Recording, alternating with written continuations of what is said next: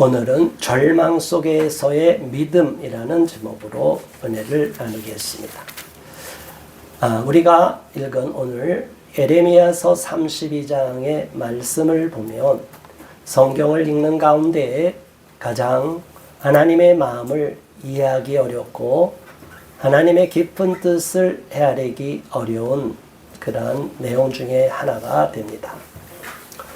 우리는 예언서들을 보고 예언서, 이사야, 예레미야, 에스겔, 다니엘서 이렇게 쭉 보면 이 선지자들이 어떤 상황에서 하나님의 말씀을 대언했는지를 보면 그냥 단순히 그 말씀이 우리에게 전해지는 것이 아니라 그 배경 속이 역사 가운데 얼마나 처참한 상황에 있는지를 잘 알게 됩니다.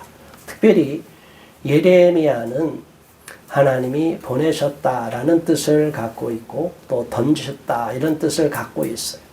하나님이 원하지 않는, 본인들은 원하지 않아도 일방적으로 하나님이 보내시는 거예요.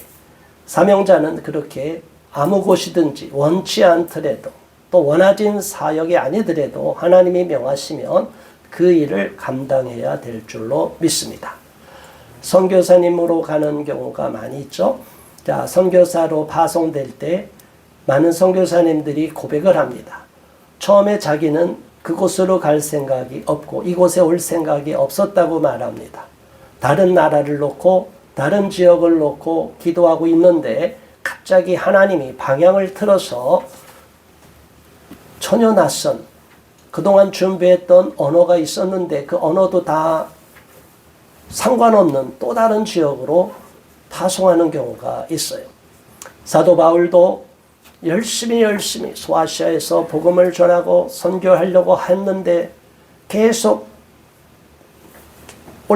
북쪽으로 올라가는 길을 막아놓으시고 갑자기 환상 중에 마게도냐 사람이 나타나서 이곳으로 와서 복음을 전하라.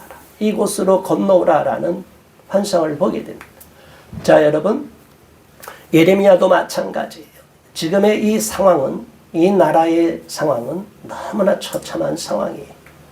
남북이 분열왕국 시대로 지나가서 사울왕, 다윗왕, 솔로몬왕의 3대 통일왕국 120년이 지나고 나서 이제 그 아들 르호보암과 여로보암 그 서로 배다른 형제끼리 싸움이 일어나서 두 나라로 갈라지게 됩니다.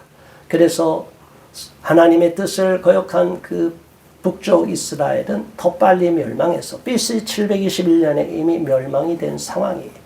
그리고 남쪽 유다는 BC 586년에 멸망을 했는데 그 멸망당하기 한 해 전에 일어난 장면이 587년에 일어난 상황이 오늘의 이 배경입니다. 예레미야는 여러 왕대를 거쳤어요. 요시야 왕 때 BC 626년부터 하나님께 부름을 받았다고 합니다. 20세에 부름을 받았는데 40년이 넘는 세월 동안 요시야 왕을 거쳐서 여호아스, 여호야김, 여호야긴, 그 다음에 시드기야 마지막 왕 산채로 벌거벗겨서 꼬챙이에 코가 꿰갖고 비참하게 바벨론으로 끌려간 이 시드기야 마지막 왕 때까지 20번째 왕 때까지 사명을 감당한 사람이에요. 그런데 예레미야 일생을 볼 때 가장 안타까운 것은 하나님께 사명을 받았어요. 하나님께 분명한 메시지를 받았어요. 그리고 이스라엘 백성들이 남쪽에 남아있는 반쪽짜리 유다 백성들이 이제 하나님께로 돌이키면 하나님이 구원해 줄 길이 있는데 바벨론이 완전히 예루살렘 성을 포위하고 있는데 예레미야는 이스라엘 백성들이 남아있는 유다 백성들이 원하는 메시지를 전하지 않았어요. 그들은 여전히 애굽 군대가 자기들을 건져줄 생각을 했고 자기들의 힘으로 거대한 바벨론이 침공한다 할지라도 우리가 힘으로 합치면 반드시 이길 거라는 헛된 망상에 사로잡혀 있었어요. 자, 여러분, 하나님의 메시지는 분명합니다. 우리가 잘못된 신념에 사로잡히면 그 신념을 깨뜨리는 거예요. 꿈을 깨라는 거예요. 어리석은 생각을 버리라는 거예요. 예레미야는 그렇게 계속 하나님께로 돌아오고 바벨론에게 화친하고 더 이상 헛된 애굽의 꿈을 꾸지 말고 이제는 오직 하나님을 의지해서 하나님의 뜻에 순복하고 굴복하라. 그런데 이스라엘 백성들, 이 자들은 교만이 하늘에 닿아 있고 자기들은 범죄하고 하나님의 마음밖에 났는데도 불구하고 여전히 하나님이 자기들 편이라고 착각하고 있는 거예요. 우리 신앙인들이 맹신에 빠져 있을 때 이런 어리석은 자의 모습이 해당이 됩니다. 예레미야는 고향에 가서 아나돗에 가서도 복음을 전했어요. 그런데 하나님의 메시지를 전했어요. 그런데 어떻게 했어요? 더 이상 그런 말하면 죽여버리겠다고 했어요. 고향 사람이 죽인다고 그랬어요. 우리가 하나님의 사명을 받은 자들의 그 고통이 뭐냐면 가장 가까운 친척, 가장 가까운 고향 사람들, 가장 가까운 가족들에게 먼저 이 메시지를 전하는데 많은 경우에 오히려 배척을 당하고 살해 위협을 당하는 경우가 많아요. 예수님도 고향에 가서 나사렛에 가서 복음을 전하시는데 배척을 당하고 낭떠러지에 떨어뜨려 죽이려고 했어요. 왜 사람들은 이럴까? 왜 이럴까? 그래서 하나님께 택함받은 사명자들이 딜레마가 여기에 있는 겁니다. 만일 저와 여러분이 하나님으로부터 사명을 받았다면 그 어떤 환난과 핍박이 다가온다 할지라도 그게 잘못된 게 아니라는 것을 알아야 되는 거예요. 우리가 하나님의 말씀을 전하고 대언하고 하나님의 뜻을 사명을 받아서 이행한다 하더라도 항상 우리에게 칭찬이 있는 게 아니라는 거예요. 그래서 하나님께 부름받은 자들의 첫 번째 덕목이 뭐냐 하면 수치와 모욕과 멸시와 조롱을 당하더라도 꿋꿋한 마음으로 버텨내는 힘이, 이런 마음 자세가 없는 사람들은 금방 꼬꾸라져요. 수많은 사람들이 사람들의 인기에 취하고 영광에 취할 때는 누구나 하려고 해요. 사람들이 박수 칠 때는 다 그것을 너도나도 하려고 해요. 유명한 자리, 인기 있는 자리, 권세를 갖는 자리 다 탐하는 거예요. 그게 하나님의 응답이라고 하고 소망을 해요. 그런데 우리 자녀들 그렇게 성공하면 어떤 위치에 서는지 아세요? 생과 사의 위치, 자기만 살고 죽는 게 아니라 수많은 사람들, 리더가 됐을 때 판단력을 잃어버리면 수많은 영혼들을 지옥으로 끌고 가고 사망에 만들고 파멸에 이끌게 하는 위험한 자리에 서게 돼요. 그렇게 판사들, 너도 나도 공부 열심히 해서 판사 되면 노합니까? 법대로 판결하지 않고 엉터리 자기 신념에서 잘못된 판결하면 나라를 뒤집어 놓는 거예요. 지난 헌법재판소 판결할 때 얼마나 안타까웠어요. 지금까지 계속 헌법재판소로 올라가면 헌법에 의한 판결을 하는 것이 아니라 사람들의 그 시대에 잘못된 신념을 갖고 있던 여론이 어떻게 형성이 돼서 조작된 여론이든 그 잘못된 여론에 끌려서 위협을 느끼고 타협하면서 엉터리 판결을 하는 거예요. 자, 여러분, 역사의 심판주 되시는 하나님이 역사의 심판도 있지만 하나님의 심판대 앞에 가서도 심판을 받게 될 거예요. 그렇게 똑똑하게 공부 잘해서 판사가 되면 뭐예요? 그런 엉터리 판결을 하면 결국에는 그런 검사들이 말도 안 되는 죄를 뒤집어 씌워서 조작을 해서 기소를 하면 그게 아무런 죄가 없는 것 같아요. 하나님은 반드시 그들의 악행을 기억하실 겁니다. 잘못된 판단하고 판결한 그 판사들 하나님이 다 역사의 심판을 받게 하고 하나님의 심판대 앞에 가서 엄중한 벌을 내리실 줄 믿습니다. 이러기 때문에 우리는 하나님을 두려워해야 되는 것이, 하나님을 믿노라 하는 자들이, 크리스찬들이 그런 위치에 서 있을 때 우리는 어떠한 담대함을 가져야 됩니까? 우리 자녀들에게 무슨 신앙을 물려주는 것입니까? 배불리 잘 먹고 잘 살아라. 예수님 믿으면 복을 받는다. 예수님 믿으면 무조건 모든 것이 형통한다. 성경에 어디 그렇게 나와 있습니까? 이 땅에 복만 누리는 것이 아니에요. 진정한 영적인 복을 누리기 위해서는 그게 먼저 우선순위가 되어야 되는 거예요. 진정한 하나님의 복은 바라크의 복이라고 제가 말했어요. 하나님과 무릎 꿇지 않는 가운데 임하는 복은 저주가 될 수가 있는 거예요. 그런데 많은 사람들은 여전히 세상의 성공만을 바라는 거예요. 지금 한때 기독교인들의 입장을 대변하고 열심히 나름대로 보수의 인물로 자처했던 어느 사람이 청문회로 갔어요. 얼마나 수치스러운지 모릅니다. 그동안 어떻게 살아왔는지가 다 드러나는 거예요. 우리가 가진 것이 없고 너무나 어렵고 일에 쫓겨서 작은 실수, 교통위반하는 거 뭐 있을 수가 있어요. 그러나 모든 권세와 지위를 이용해서 사리를 취하기 위해서 공적인 권력을 악용하거나 자기의 권세를 남용하면 그럼 반드시 법에 위반되고 사람들로부터 비난을 받는 것은 물론이고 그 법적인 처벌까지 받게 되는 거예요. 그러한 고위공직에 올라가기는커녕 오히려 쇠고랑을 찰 위험성에 있는 거예요. 저희는 참 부끄럽습니다. 기독교인이라고 말하는 자들이 세상의 인기를 불러서 요즘은 노래를 잘한다고 그래서 너나 없이 노래 경연대회가 지금 계속 방송국마다 나오고 있어요. 틀어서 열풍이 불어요. 저도 어느 노래를 순간 보면 너무나 노래를 잘한다. 저렇게 노래 잘하는 사람이 무명으로 파묻혀 있었구나.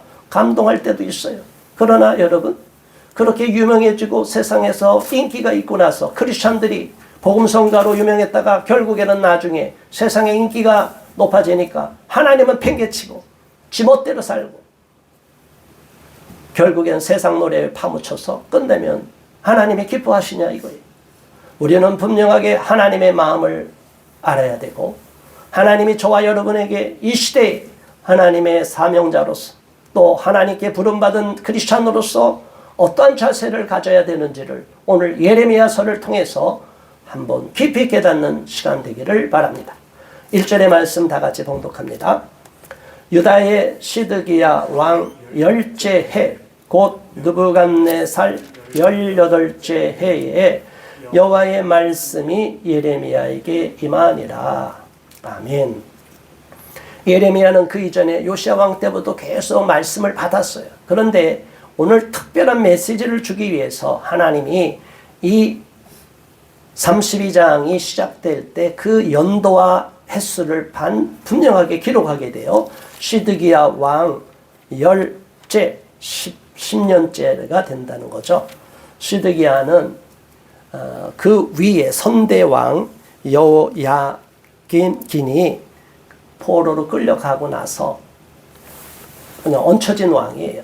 워낙은 요시야 왕의 아들이었는데 얼결에 왕이 돼버린 거예요. 그러니까 바벨론이 섭정왕으로 세운 거나 마찬가지죠. 그런데도 여전히 상황 판단은 아무 문제 없고 자기가 이 나라를 바벨론의 손 밖에서 건져낼 수 있다는 야망에 신념에 사로잡히다 보니까 결국에는 바벨론을 또 반역을 하게 된 거예요. 그러니까 바벨론이 이거 안 되겠다. 이 남아있는 유다는 완전히 쑥밭을 만들어 버리겠다고 그래서 완전히 예루살렘 성을 포위하고 이제 거의 예레미야서 애가를 보면 먹을 식량이 없어서 모든 짐승을 다 잡아먹고 이제는 더 이상 먹을 게 없어서 자기 자식을 삶아먹는 이야기까지 나와요. 여러분, 이런 비극적인 이야기가 어떻게 성경에 기록되어 있습니까? 하나님은 분명하게 경고하는 거예요. 하나님 말씀에 순종하지 않고 거역할 때는 우리가 상상할 수 없는 비참함에 빠지게 된다는 것을 분명히 기록하고 있는 거예요. 그럼에도 불구하고 이 시드기야 왕은 아직까지도 기세가 등등한 거예요. 여전히 자기가 갖고 있는 어리석은 생각을 버리지 않고 하나님께 무릎 꿇지 않고 하나님께 회개하지 않고 자기 아집에 사로잡혀 있는 거예요. 어느 나라든지 이렇게 지도자가 이런 아집에 사로잡히면 나라 백성들은 망하는 거예요. 잘못된 지도자가 세워지면 베네수엘라라고 여러분 잘 알잖아요. 그 나라가 얼마나 자원이 풍족한 나라입니까? 너무나 잘 사는 나라예요. 그런데 차베스라는 이 사회주의자가 등장함으로 인해서 이 백성들이 사람들의 마음이 참 간사한 거예요. 남들이 나보다 조금 잘 살면 배가 아픈 거예요. 자본주의 모순도 있어요. 자본주의의 구조적인 모순.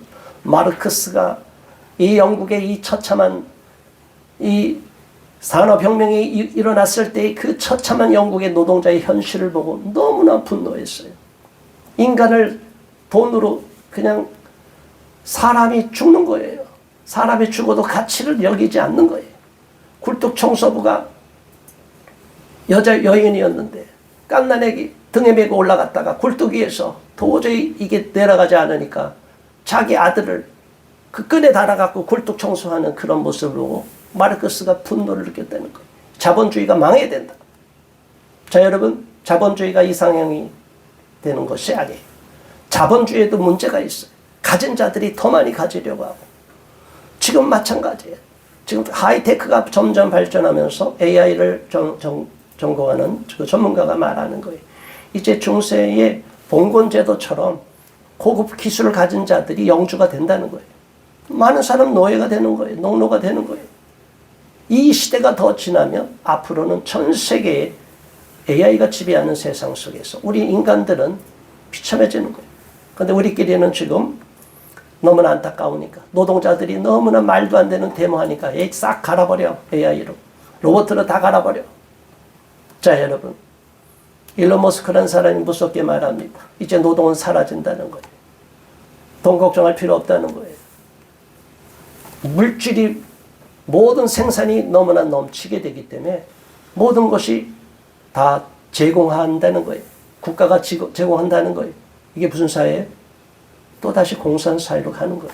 하이 테크놀로지 공산사회로 가는 거예요. 자, 여러분. 세상이 이렇게 바뀌어가고 있어요. 이렇게 무서운 세상으로 가는데 성경은 이것을 마지막에 적그리스도가 등장한다고 말해요. 자, 여러분, 우리 깨어 있어야 됩니다. 지금 우리 기술은 유토피아의 세계로 가는 게 아니에요. 화성을 개발하면 뭐 할 거예요? 달나라 갔다 오면 뭐 할 거예요? 이 땅에 지구 아름답게 만든 하나님이 만든 이 땅 하나 가꾸지도 못하면서 그곳에 가면 뭐 할 거예요? 인간의 욕망과 탐욕이 끝이 없어요. 이 모든 자원을 갖고 어렵고 가난한 나라 사람 도와줄 생각을 안 하고 가진 자는 더 많이 가지려고 지금 점점 그러고 있어요. 강대국인 미국도 마찬가지.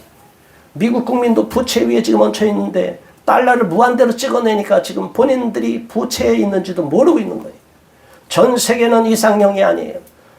천국이 아니라는 거예요. 우리가 이러한 사실을 알아야 됩니다. 그러나 전 세계 패권이 지금 미국에게 있기 때문에 우리가 미국에 적을 지어서도 안 되고 우리나라가 지금처럼 해방 이후에 70년, 80년이 되도록 이렇게 전쟁 없이 살아간 6.25 이후로 이렇게 전쟁 없이 살아간 오랜 기간 평화를 유지한 때가 없었어요. 그것은 바로 한미동맹이라는 것을 맺었기 때문이에요. 우리나라가 안전한 우산 속에 있는데 이것도 배가 불러서 엉터리 생각을 하고 이 나라를 무너뜨리려는 자들이 있어요. 이 당시에 예레미야가 분명히 하나님의 말씀을 전합니다. 왕이시여 바벨론과 화친하십시오. 이스라엘 백성들이여 애굽의 미련을 버리고 바벨론과 화친하십시오. 우리나라도 과거에 명나라가 다 그냥 막 나보니까 청나라가 등장하니까 우리는 절대로 저 오랑캐 족속 청나라와 절대로 화친하면 안 돼. 우리는 오직 명나라의 그 유교의 고고한 신분을 지키고 의리를 지켜야 돼. 그래서 우리나라가 처참하게 짓밟혔잖아요. 남한산성에서 3도 구고지대 왕이 끌려 나와서 적장 앞에서 한 계단씩 올라갈 때마다 머리를 9번씩 쪄갖고 피투성이가 돼갖고 그 앞에 굴복을 했어요. 우리 역사가 만만한 역사가 아니에요. 오죽하면 북한의 김일성, 김정일도 그러잖아요. 중국과는 천년 원수라고 절대 중국을 믿지 말라고. 중국의 기본 사상은 중화사상이고 주변 나라는 다 오랑캐 족속이기 때문에 다 짓밟으려고 복속시키려고 하는 중화사상의 기본 이념을 갖고 있어요.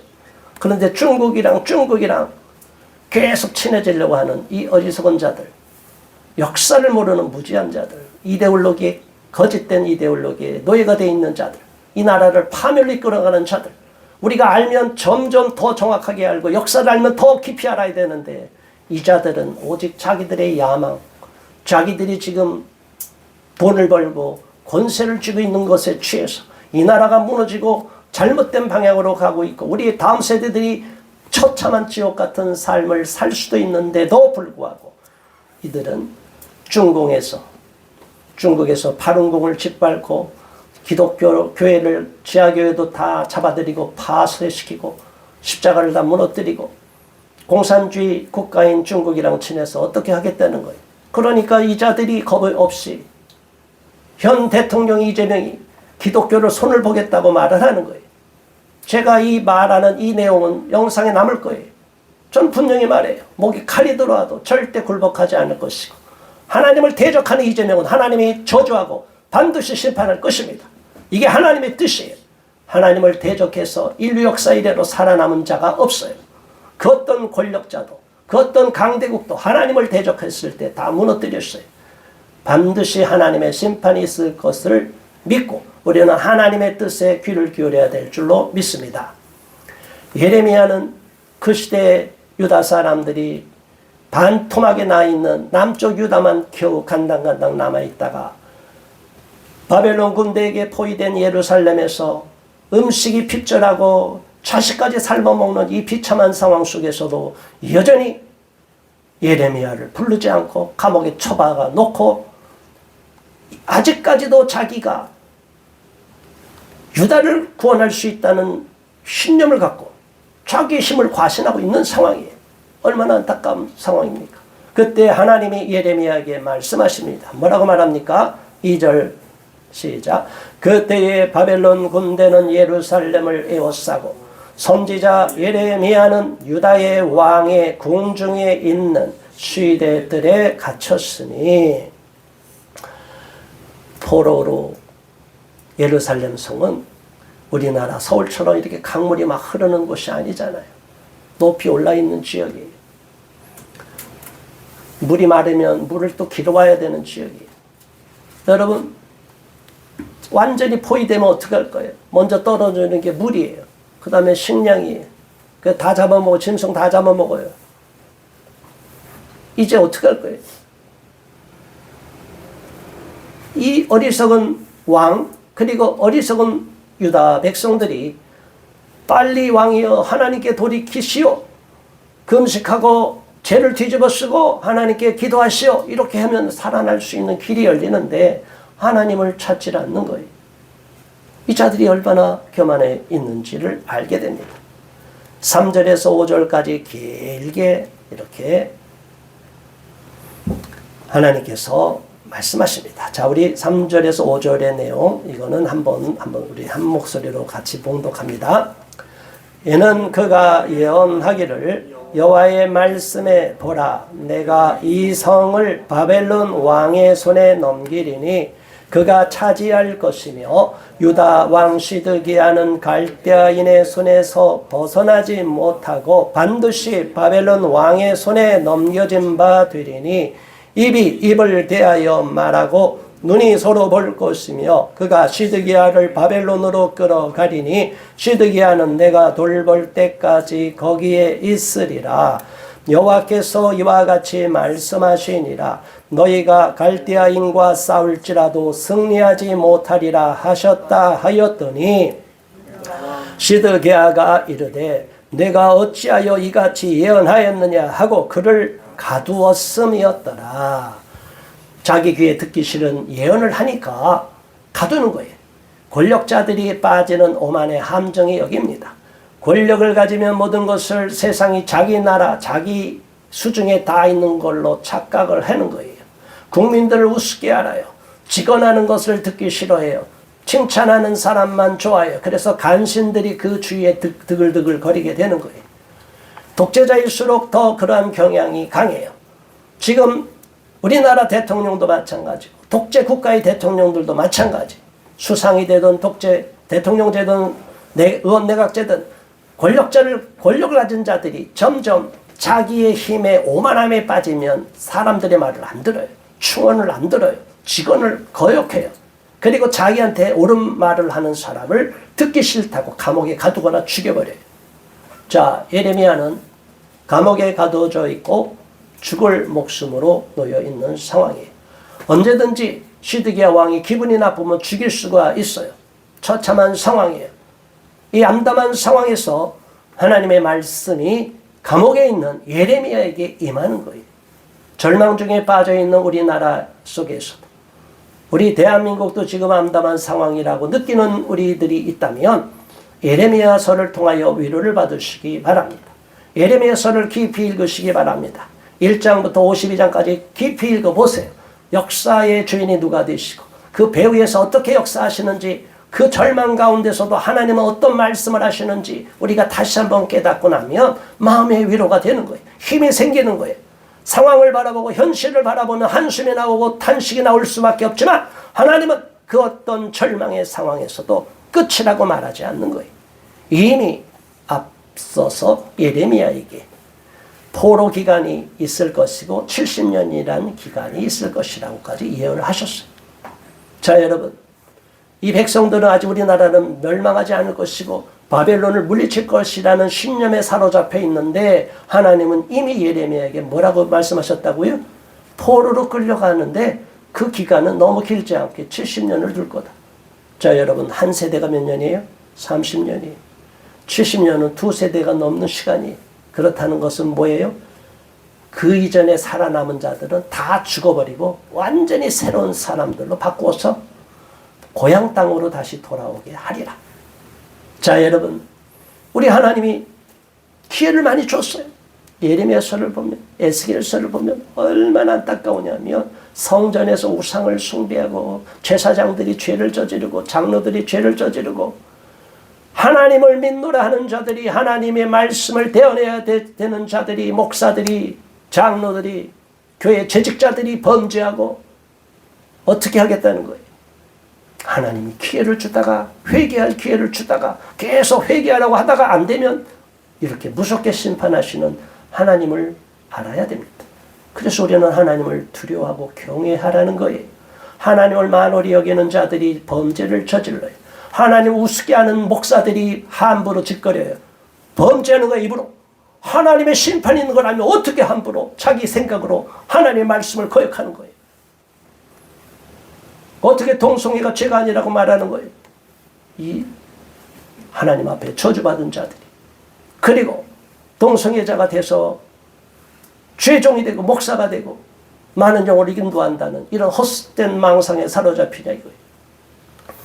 그것뿐이 아니라 공산주의가 하나님을 대적하는 이 유물론이 하나님이 가장 미워하는 그런 이념인데, 그러한 이념에 사로잡혀서 사회의 복음을 주장하지 않나, 해방신학을 주장하지 않나, 공산주의도 이상향이라고 꿈꾸지 않나, 이런 자들이 교회 내에서 목사인 척하고 말씀을 전하고 있으니 너무나 이 나라가 위험스러운 거예요. 나라가 멸망하기 직전에 예레미야가 사역했던 그 시대와 지금 상황이 비슷하다는 거예요.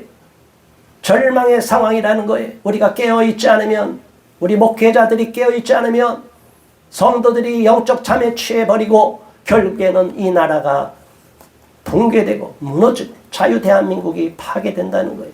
그러면 교회가 어떻게 할 거예요? 교회는 다 짓밟히고 북한처럼 지하교회에서 감옥에 가다가 결국은 순교로 다 마치거나 아니면 배교자로서 비참하게 생을 마치거나 할 거예요. 여러분, 목에 칼이 들어올 때, 여러분 탄압이 들어올 때 나는 예수님을 부인하지 않겠노라 할 수 있는 사람이 몇 사람이 있어요? 양심에 손 얹고 생각해 보세요. 죽음을 두려워하면, 산자와 죽은 자를 심판하는 하나님보다 죽음을 두려워하고 권세자를 더 두려워하고 마귀를 두려워하면 결코 우리는 그러한 십자가를 칠 수가 없고 그 길을 갈 수가 없는 거예요. 그래서 우리는 성경 지식이 많다고 자랑할 것이 아니에요.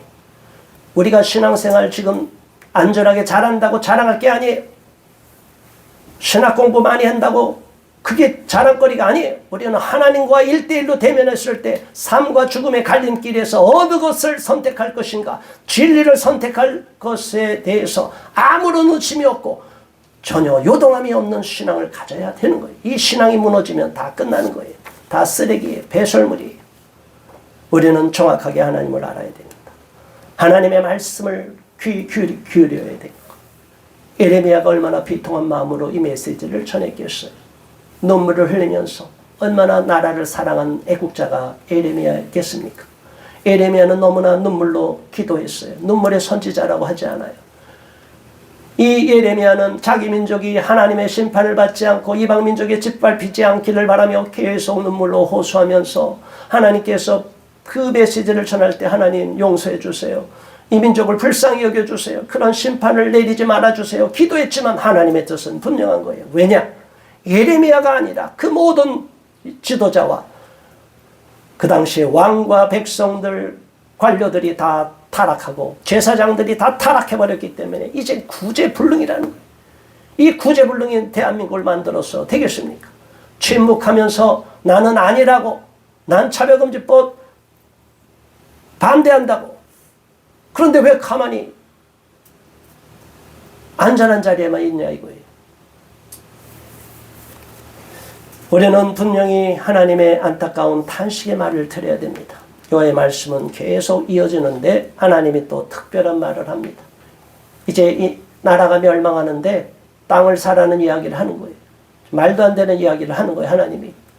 자, 여러분, 우리가 나라가 멸망하는데 집문서가 무슨 소용이 있어요? 일제시대 이전에 집문서 가진 사람들 지금 그거 갖고 또 6.25 이전에 집문서 갖고 있는 사람이 있어요. 이게 통일이 되면 우리나라가, 여러분, 이게 얼마나 심각한 줄 아세요? 현실이? 통일이 되면 이 집문서 갖고 어마어마한 소송이 일어나고 싸움이 일어나요. 북한 어떻게 할 거예요? 무력 통일되면 공산화되고 우리가 대한민국 체제가 자유대한민국이 이긴다. 그래 북한에 땅 문서 갖고 온 사람 다 어떻게 할 거예요?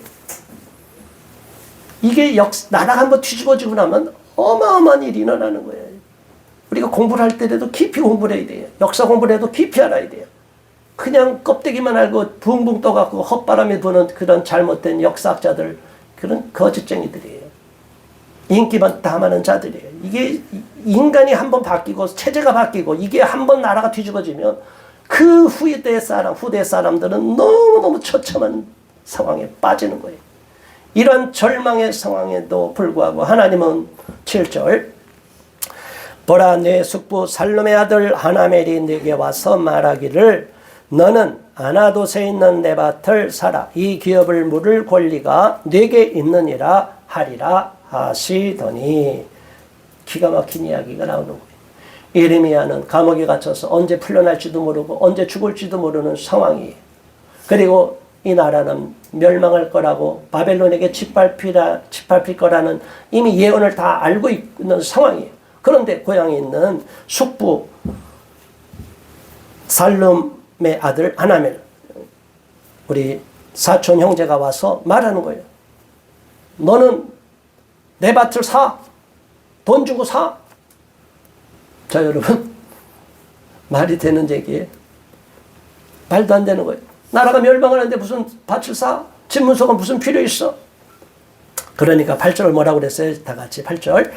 여호와의 말씀과 같이 나의 숙부의 아들 하나멜이 시대 뜰한 나에게 와서 이르되 청하노니 너는 베냐민 땅 아나돗에 있는 나의 밭을 사라. 기업의 상속권이 내게 있고 물을 권리, 이어받을 권리가 내게 있으니 너를 위하여 사라 하는지라. 내가 이것이 여호와의 말씀인 줄 알았으므로 9절 내 숙부의 아들 하나멜의 아나돗에 있는 밭을 사는데 은 17세겔을 달아주되. 자, 예레미야가 이미 예언을 받았어요. 메시지를 먼저 받았어요. 먼저 하나님의 사명자들에게는 먼저 알려주는 은혜가 있습니다. 그래서 기도하는 저와 여러분은 이 시대의 흐름을 먼저 깨닫게 해주는 거예요. 하나님께서 저의 삶에 일어나는 일들을 경황 없이 당하지 않도록 하나님이 저한테도 미리 앞서서 깨닫게 많이 해주셨어요. 그래서 지금까지 인도함을 받았어요. 여러분도 마찬가지. 하나님께 기도하는 사람 먼저 앞서서 나라의 미래와 장래, 그리고 우리 한 사람 개인의 장래, 가족의 장래를 다 알려줘요. 왜 안 알려줘요? 그런데 왜 몰라? 기도하지 않으니까. 기도하면 먼저 알려줘요. 예레미야한테 알려주고 나서 이미 그 시대 뜰 안에 있는 예레미야한테 자기한테 온 거예요. 자, 하나멜의 밭을 사라. 그러니까 사는데 돈이 없는 상황이에요. 그러니까 은 17세겔. 1세겔이 11g 남짓해요. 그러니까 얼마 되지 않는 거예요. 은 아주 작은 것으로 그래 일단 사라. 사라고 그랬으니까 소유권은 이전을 해야 되니까 빈손으로 사면 안 되죠. 그래서 자기 있는 것 남은 것 털어서 사는 거예요. 17세겔에 사고 더군다나 더 중요한 게 있어요. 10절 증서를 써서 봉인하고 증인을 세우고 은을 저울에 달아주고 11절 법과 규례대로 봉인하고 봉인하지 아니한 매매 증서를 내가 가지고 자 절차를 밟으라는 거예요. 자 우리가 하나님 일을 하는 사람들이 빠지기 쉬운 함정이 있어요. 아이 그 사람 믿어. 아이 괜찮아. 아이 그 사람 말이 진짜야. 여러분 안 돼요.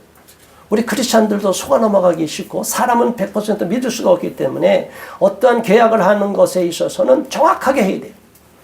이렇게 예레미야는 사촌의 그 밭을 사는 거 그래 이게 사는 거로 해. 그냥 그래 알았어 문서. 아니 돈을 지불하지 않으면 그 문서의 효력이 없어져요. 그러니까 17세겔에 돈을 주고 은을 주고 증서를 다 써서 서로 서명하고 완전히 매매를 성사시키고 나서 계약이 끝나는 거예요. 말도 안 되는 거예요. 나라가 멸망하는데 하나님은 이렇게 예레미야에게 미리 앞서서 이런 행위를 하도록 한 거예요. 무슨 얘기예요? 반드시 이 나라는 망하지만 언젠가는 이 나라는 다시 복구될 거라는 것이 회복이 된다는 거예요.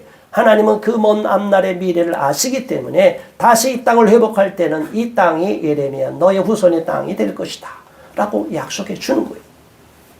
자 여러분 우리가 이렇게 하나님을 알되 깊이 알아야 되는 거예요. 하나님은 그 계획은 우리가 다 알 수가 없어요. 신묘막측한 거예요. 하나님의 경륜은 우리가 이성으로 다 알 수가 없어요. 그러니까 하나님이 우리에게 때때로 원치 않는 것을 요구하고 원치 않은 길로 인도할 때 거부하지 말라는 거예요. 하나님의 뜻에 순종하며 나가라는 거예요. 가다 보면 힘들고 어렵고 사람들로한테 비웃음과 조롱과 배척함이 있지만 그 단계를 넘어서면 하나님의 계획한 예비하신 놀라운 축복의 길이 열린다는 거예요. 우리가 그때까지 참고 인내해야 될 줄로 믿습니다. 12절 나의 숙부의 아들 하나멜과 매매 증서의 인친 증인 앞과 시위대 뜰에 앉아있는 유다 모든 사람 앞에서 그 매매 증서를 마세야의 아들 네리야의 아들 바룩에게 붙이며 13절 그들의 앞에서 바룩에게 명령하여 이르되 14절 만군의 여호와 이스라엘의 하나님께서 이와 같이 말씀하시기를 너는 이 증서 곧 봉인하고 봉인하지 않은 매매 증서를 가지고 토기에 담아 오랫동안 보존하게 하라. 아멘. 하나님께서는 감옥에 갇혀 있는 예레미야에게 풀려날 것을 말하지 않으시고 땅을 사라는 거예요. 멸망당할 너의 땅, 고향 땅, 사촌의 땅, 하나멜의 땅을 사서 매매 증서를 하고 토기에 담아서 오랜 세월 동안 썩지 않도록 잘 보관하도록 하라. 자, 여러분, 우리 하나님은 역사의 주인이 되시기 때문에 역사가 어떤 방향으로 흘러가는지를 알고 계시는 거예요. 지금 이대로 가만히 우리가 침묵하고 있으면 이 나라가 잘못돼 가고 있기 때문에 우리가 이 시대에 하나님께 부름받은 사명자라면 이 시대가 잘못 가고 있다는 것을 외치라는 거예요. 외치라는 거예요. 그래서 우리가 외치면 어떻게 돼요? 그게 나중에는 불의한 자들의 편에서 보면 우리는 적대 세력이 되는 거예요. 타겟이 되는 거예요. 표적이 된 거예요. 아, 이제까지 제가 그때는 몰랐는데 잘못해서 제가 탄핵 반대를 외쳤어요. 말도 안 되는 소리 하지 마세요. 다 이미 기록되어 있어요. 이제 와서 살려달라고 살려줄 사람도 아니고 우리는 죽기를 각오하고 나가야 되는 거예요. 이 시대가 잘못된 것을 이 나라가 공산화로 가고 있다. 친중 종북으로 가고 있다.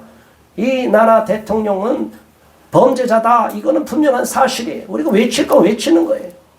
그런데 교회가 정치운동을 한다고요?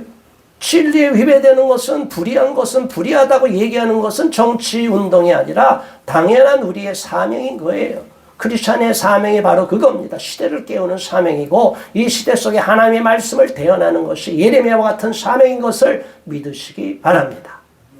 이거를 망각한 사람들이 달콤한 말로 성도들을 안위함에 잠에 빠지게 만드는 거예요. 평안하다, 안전하다, 복을 받아라.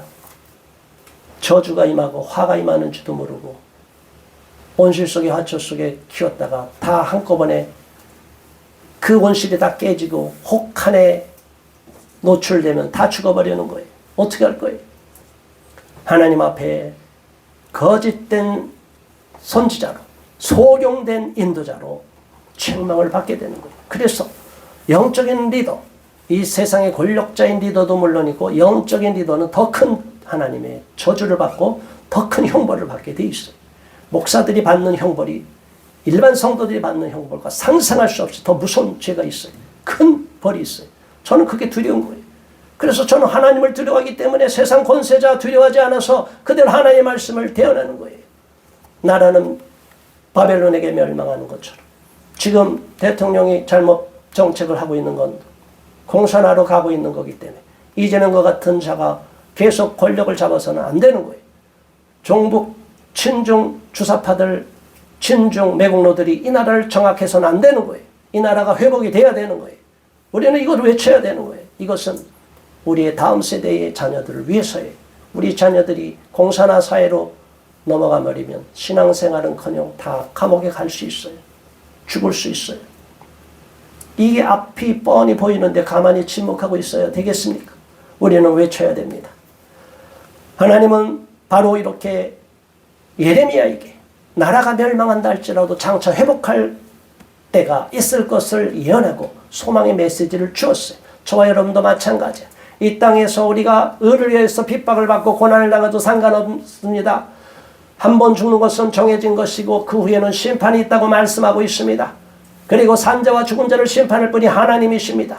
이 나라에서 우리가 살다가 우리 목숨이 끝난더라도 우리는 비참하게 죽는 죽음이 아니에요. 예수 그리스도를 위해서, 진리를 위해서 외치다가 죽는 죽음은 명예로운 죽음이고 하나님이 축복하시는 죽음이고 하나님이 칭찬하는 죽음이 되는 것이에요. 수많은 순교자들의 피가 이 땅에서 마지막에 호소한다고 그랬어요. 요한계시록을 보세요. 얼마나 많은 마지막에 심판의 날이 임하면 이 땅을 완전히 다 불바다로 만들고 지옥으로 바꾸는데 하나님의 사람들이 흘린 피에 보복을 한다고 했어요. 하나님이 얼마나 무서운 거예요. 예수 그리스도를 믿는 자들의 피를 흘리게 한 수많은 자들을 하나님이 반드시 심판하고 보복하실 것입니다. 그 하나님을 믿고 우리는 담대히 외쳐야 될 줄로 믿습니다. 회개하고 돌이키라는 거예요. 이재명 대통령도 회개하면 구원받을 수 있어요. 그러나 회개하지 않으니까 심판이 있다고 말하는 거예요. 악을 행하는 모든 불법과 불의를 행하는 자들은 다 돌이키고 회개하고 하나님 앞에 무릎 꿇어야 될 줄로 믿습니다. 회개하면 구원이 있고 다시 한번 갱생의 기회가 있지만 회개하지 않는 자들은 영원한 형벌과 저주에 놓이게 될 줄로 분명히 알고 우리는 두려운 마음을 가져야 될 줄로 압니다. 마지막 15절 만군의 여호와 이스라엘의 하나님께서 이와 같이 말씀하시니라.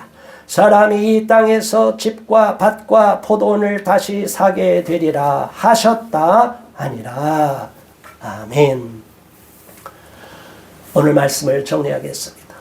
하나님은 역사의 주인이 되시기 때문에 가장 암담한 시절, 절망의 상황과 같은 때에도 임하시고 그 상황에 파묻히지 않으시고 그 상황이 지나고 비극이 끝나고 난 그 먼 훗날의 미래까지도 아시기 때문에 우리에게 지금 현재의 상황에 짓눌리지 말라고 말하고 계시는 거예요.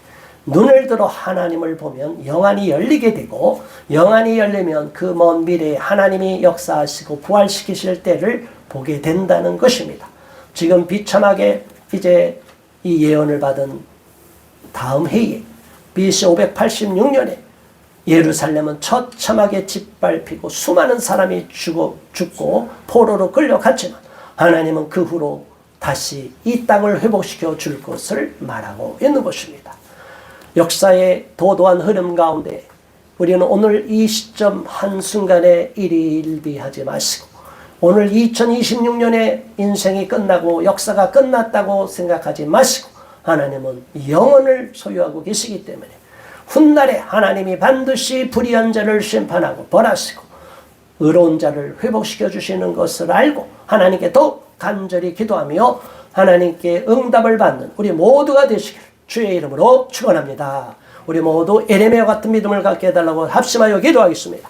주여 주여 할렐루야. 하나님 아버지 감사합니다. 고맙습니다. 우리 하나님 아버지요, 우리 하나님을 의지합니다. 주님을 믿고 따라가며 주님 앞에 더 간절히 믿고 따르고 의지하고 주님이 가신 그 길을 따라갑니다. 특별히 하나님이 부름받은 선지자 예레미야가 얼마나 비참한 가운데 오랜 세월 동안 그 시대의 사람들이 받아들이지 않는 하나님의 말씀을 대언했고 수많은 모욕을 당하고 수많은 거짓 선지자들로부터 뺨을 맞고 모욕을 당하고 감옥에 갇히고 매질을 당하고 죽음의 위협에 처했습니까? 그럼에도 불구하고 하나님은 예레미야에게 소망을 갖도록 만들었습니다. 우리 하나님이여, 우리 또한 이 시대에 절망해 하지 말고 이 시대가 암담하다 하여 낙심하지 말고 끝까지 하나님께 소망을 두기를 원합니다. 이 나라를 회복시켜 주실 줄 믿습니다. 우리 하나님께서 이 대한민국에 맡겨주신 사명이 있고 우리 크리스천들 다음 세대에게 맡겨준 사명이 있기 때문에 그 사명을 이루기 위하여 이 나라를 결코 무너지지 않게 하여 주실 줄 믿습니다. 아버지 하나님이여, 이 자유 대한민국을 지켜주시고 종교의 자유가 마음껏 펼쳐질 수 있도록 신앙의 자유를 훼손시키려는 악한 권세자들 다 파쇄시켜 주시고 무너뜨려 주시옵소서. 이 땅을 하나님이 보호하시고 우리의 자녀들을 지켜주시고 이 자유 대한민국 국민들을 지켜주시옵소서. 예수 그리스도 이름으로 간절히 기도드리옵나이다. 아멘.